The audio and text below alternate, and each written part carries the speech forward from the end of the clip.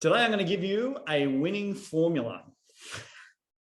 What would you be capable of if you could accept things the way they arise?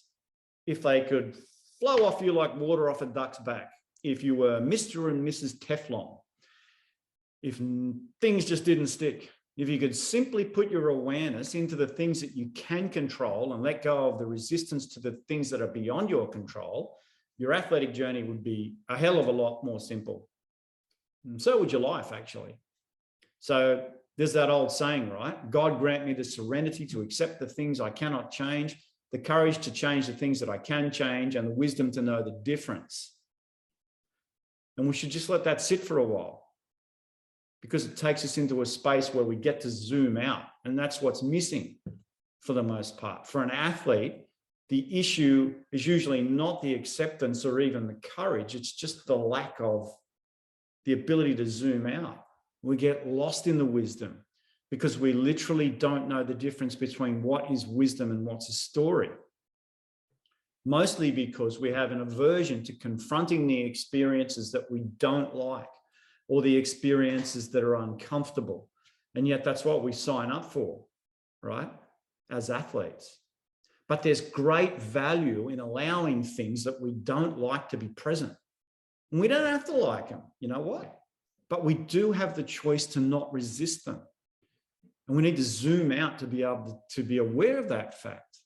All these things that we dislike inside and outside of ourselves help us to quantify, identify, and to understand what we don't want. And this is critically important for any athlete. And why is that? Because if you're not in touch with discomfort and the things that you don't want inside and out, they'll become the rule, not the exception. You'll get what you don't want.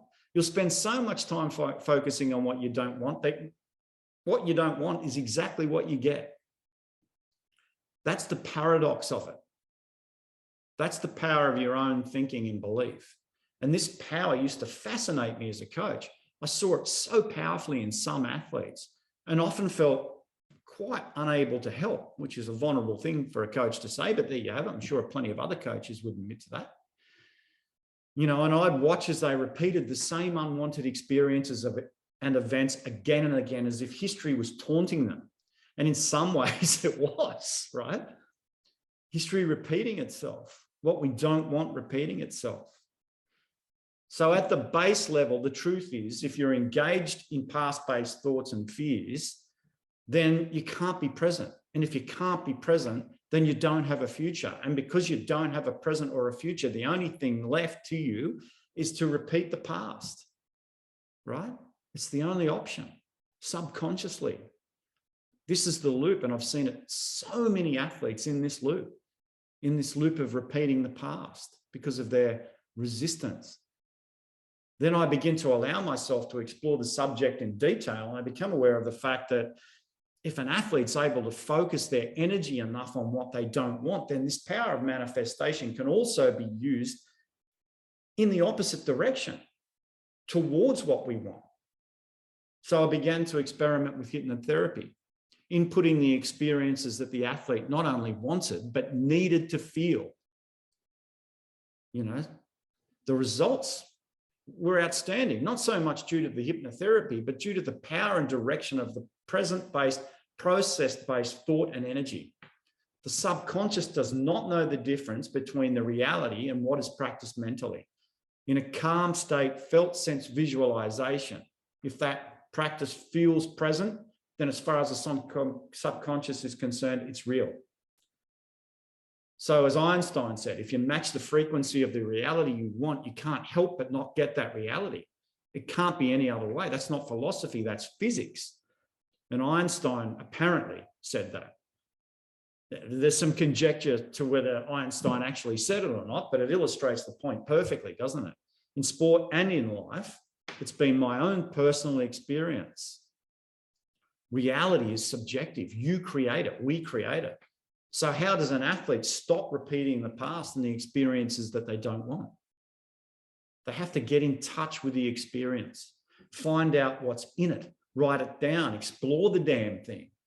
And this practice to me is called active non-resistance. You're not resisting the experience. You're learning from it. You're practicing in it. You're using it.